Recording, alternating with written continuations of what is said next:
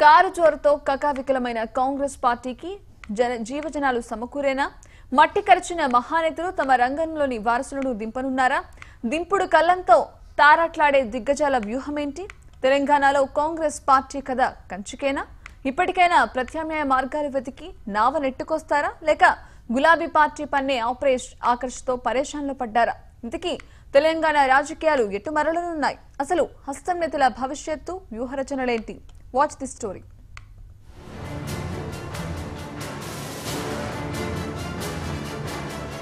వంద గొడ్లను తిన్న రాబందు ఒక్కగానొక్క గాలివానకు మట్టి కరిచిందని సామెత. అలాగే కాకలు తీరిన యోధులుగా చెలామణి అయిన కాంగ్రెస్ నేతలు ఇప్పుడు పత్తా లేకుండా పోయారు.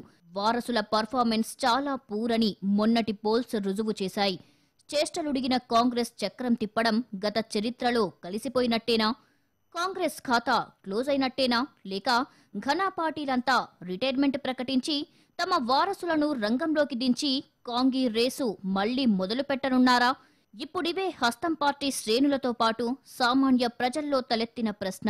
తెలంగాణలో ప్రజాకూటమిగా ఏర్పడి టీఆర్ఎస్ ను గద్దెదించాలనే ఉద్దేశంతో విపక్షాలన్నీ ఏకమై అసెంబ్లీ ఎన్నికల్లో పోటీ చేసినప్పటికీ ఫలితం దక్కలేదు. కూటమి నాయకులు కలిసిపోయినా కార్యకర్తలు కలవకపోవడంతో టీఆర్ఎస్ తుఫాన్లో నిలవలేకపోయారు. మహాకూటమి ప్రచార సమరానికి చంద్రబాబు శల్య సారథ్యం నష్టదాయకంగా మారిందే. 3 ఉత్తరాది రాష్ట్రాలలో అధికారాన్ని కైవసం చేసుకునే స్థాయికి ఎదిగిన కాంగ్రెస్ తెలంగాణలో కోలుకోలేని దెబ్బకు గురైంది. ఇక ఇటీవల జరిగిన ఎన్నికల్లో కాంగ్రెస్ హేమాహేమీలు, ఉద్దండులు, ఘనా పార్టీలు ఓటమి చవిచూడక తప్పలేదు. అందులో సీఎం రేసులో దూసుకెళ్లిన జానారెడ్డితో పాటు గతమంతా ఘనచరిత్ర ఉన్న డీకే అరుణ, పొన్నాల లక్ష్మయ్య, కోమటిరెడ్డి వెంకట్రెడ్డి, జీవన్ రెడ్డి, కొండా సురేఖ లాంటి హేమాహేమీలు ఉన్నారు. అయితే ఇప్పుడు వారి భవిష్యత్ కార్యాచరణ ఏంటనే ఆలోచన హస్తం పార్టీ శ్రేణుల్లో రేకెత్తింది. ఇక ఈ నేతలంతా వైఎస్ఆర్ హయాంలో senior most leaders and poll race లో దూసుకుపోయిన వారే. ఇటీవలి ఎన్నికల్లో నాగార్జున సాగర్ నుంచి పోటీ చేసిన జానారెడ్డి టీఆర్ఎస్ అభ్యర్థి నోముల నర్సింహయ్య చేతిలో ఓడిపోయారు. అయితే ఓటమి గల కారణాలను అన్వేషించాల్సింది పోయి తీరం దాటిన వైరి వర్గంపై అవాకులు చెల్లించటం మానలేకపోతున్నారు. విలువలు ముఖ్యం, పదవే కావాలనుకుంటే తెల్లారేసరికి తెచ్చుకుంటాననేవి ఇటీవల జానారెడ్డి చేసిన వ్యాఖ్యలు. ఎన్నికల్లో టీఆర్ఎస్ నేతలు భారీగా డబ్బు ఖర్చు పెట్టారని ఆరోపించారు. అయితే పోల్ పరీక్షలో ఫెయిల్ అయిన తర్వాత విజయ్ బావుట ఎగరవేసిన వర్గంపై దుమ్మెత్తిపోసే బదులు పార్టీ ఓడిపోవడానికి గల కారణాలపై పోస్టుమార్టం నిర్వహించాలి. కానీ తిరిగి గత పోకడలే అనుసరించడంతో జానారెడ్డి తీరుపై ఆ పార్టీ నేతల నుంచే విమర్శలు తలెత్తుతున్నాయి.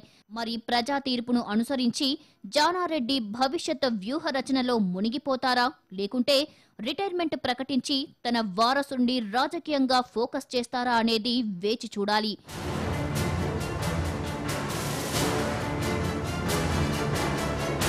ఇక జనగామలో పీసీసీ మాజీ అధ్యక్షుడు పొన్నాల లక్ష్మయ్యపై టీఆర్ఎస్ అభ్యర్థి ముత్తిరెడ్డి యాదగిరిరెడ్డి 28,446 ఓట్లతో మరోసారి గెలిచారు. నియోజకవర్గం వైపు కన్నెత్తి చూడని పొన్నాలకు ప్రజా ఫ్రంట్ అండగా నిలిచినా ప్రజలు అవకాశం ఇవ్వలేదని పరిశీలకులు వ్యాఖ్యానిస్తున్నారు. ఇటు జగిత్యాలలో కాంగ్రెస్ సీనియర్ నేత జీవన్ రెడ్డి డాక్టర్ సంజయ్ చేతిలో ఓడిపోయారు. జీవన్ రెడ్డి 35 ఏళ్ల రాజకీయ జీవితంలో ఇంత భారీ తేడాతో ఓడిపోవడం ఇదే తొలిసారి. 10 సార్లు పోటీ చేసిన ఆయన 6 సార్లు గెలిచారు. అయితే వరుస విజయాలతో ప్రజల్లో అపూర్వ ఆదరణ కూడగట్టుకున్న జీవన్ రెడ్డి ఇప్పుడు ఓటమి చవిచూడడంతో భవిష్యత్పై కొంతవరకు నీలినీడలు అలుముకున్నాయనే వాదనలు వినపడుతున్నాయి.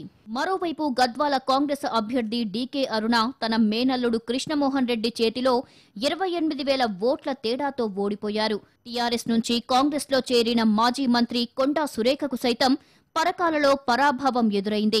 ఆమెపై టీఆర్ఎస్ అభ్యర్థి చల్లా ధర్మారెడ్డి 46,519 ఓట్ల భారీ మెజారిటీతో గెలిచారు. నల్లగొండలో కోమటిరెడ్డి వెంకట్రెడ్డికి పరాభవం తప్పలేదు. అయితే ఇప్పుడు సీనియర్ నేతల ఓటమితో అసెంబ్లీలో అధికార పక్షంపై పోరాడే స్టామినా కాంగ్రెస్ కోల్పోయిందని రాజకీయ విశ్లేషకులు అంటున్నారు.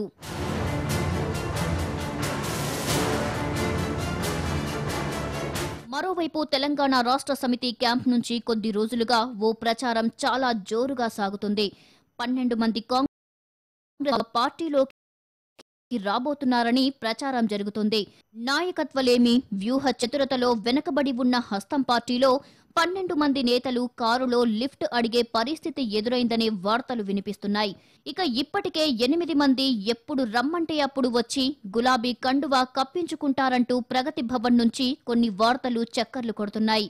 నిజానికి ఇలాంటి పరిస్థితి ఎదురైతే కాంగ్రెస్ పార్టీ మొత్తానికే నిర్వీర్యమయ్యే పరిస్థితి ఎదురవనుందని రాజకీయ విశ్లేషకులు చెబుతున్నమాట. మరి ఇన్ని ప్రతికూల పరిస్థితులను ఎదుర్కొని కాంగ్రెస్ హేమాహేమీ నేతలు పార్టీని పురోగభివృద్ధి సాధించేందుకు దోహదపడతారా? లేక పోరాడి పోరాడి వృద్ధ దశకు చేరుకున్న మహానేతలు తమ వారసులను పొలిటికల్ గేమ్లోకి దింపి పార్టీకి ఇంజెక్షన్ ఇస్తారా లేదా అనే ప్రశ్నలు తలెత్తుతున్నాయి. ఏదేమైనా తెలంగాణలో మంచి ఫామ్లో దూసుకుపోతున్న టీఆర్ఎస్ పార్టీని సమర్థంగా ఎదుర్కోవాలంటే సీనియర్ నేతలతో పాటు యువ నేతలు సైతం పోరు కొనసాగించాల్సిందేనని రాజకీయ విశ్లేషకులు అంటున్నారు.